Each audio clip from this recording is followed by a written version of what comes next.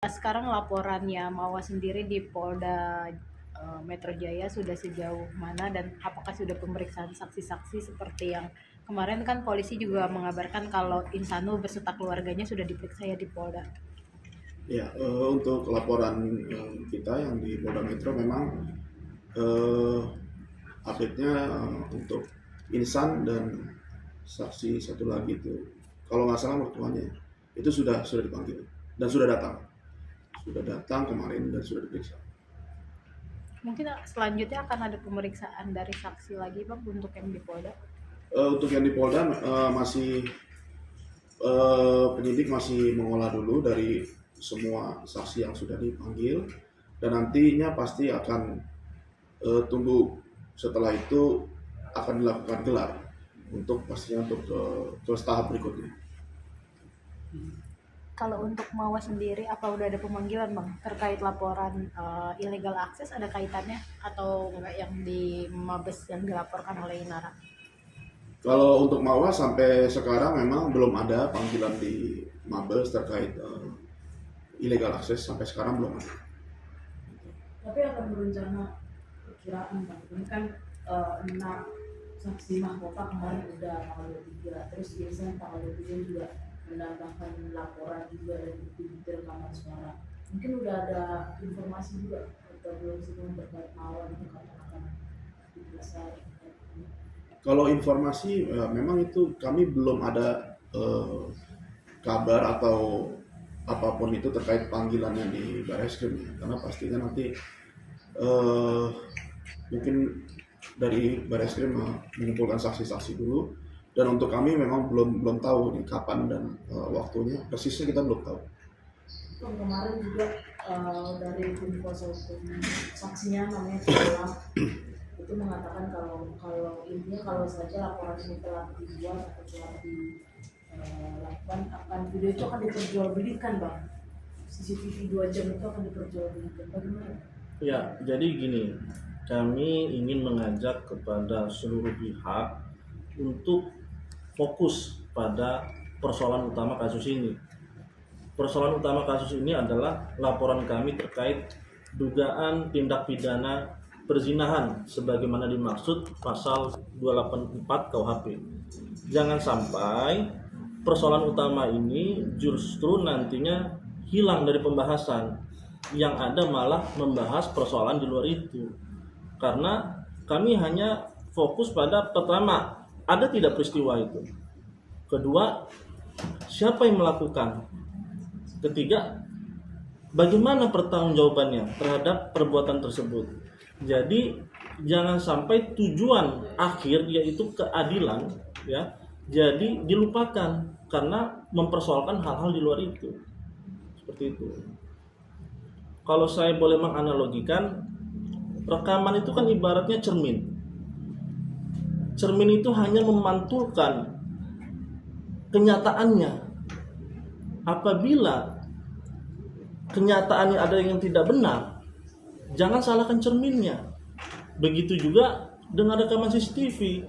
Kalau ada perbuatan yang terekam dalam CCTV, jangan disalahkan siapa yang memberikan, karena kami tegaskan posisi klien kami ini adalah korban. Dia mendapatkan informasi dari orang lain terhadap fakta adanya hubungan fisik tersebut.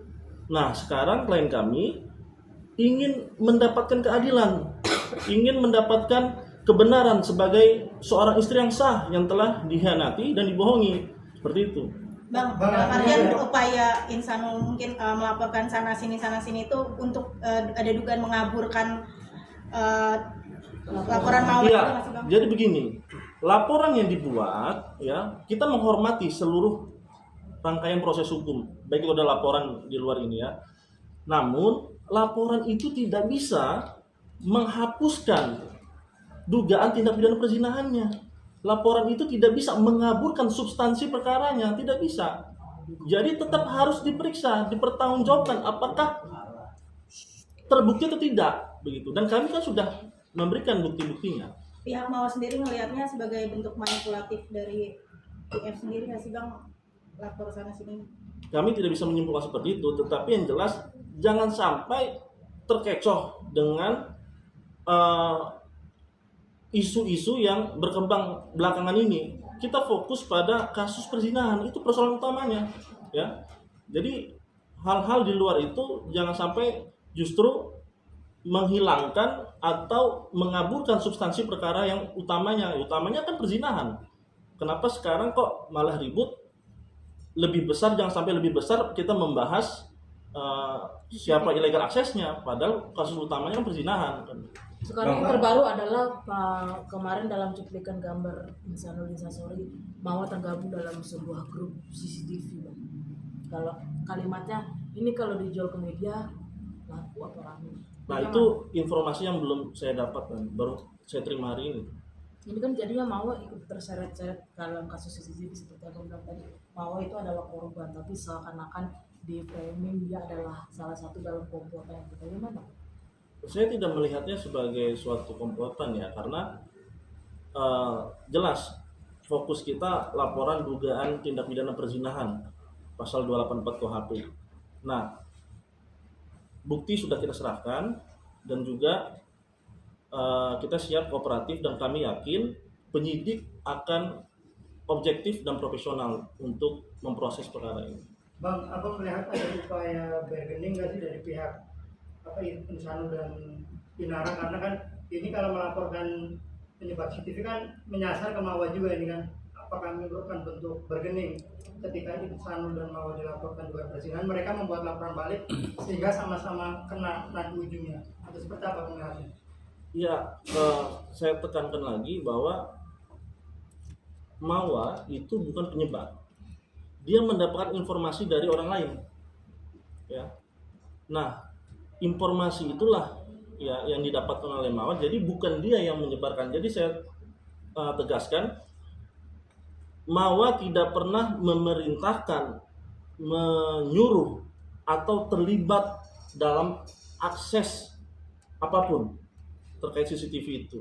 Ya, di sini Mawa adalah korban dan Mawa sedang mencari kebenaran dan keadilan. Jadi jangan diputar balikan.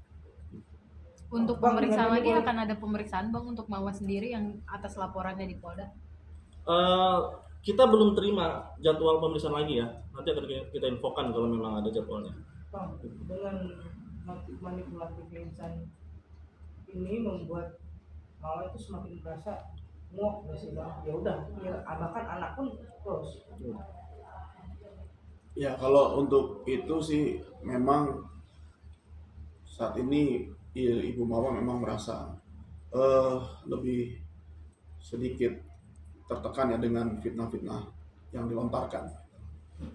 Jadi memang mungkin untuk saat ini Ibu Mawa mau tidak terlalu banyak berkomentar dan menjalani saja proses yang ada.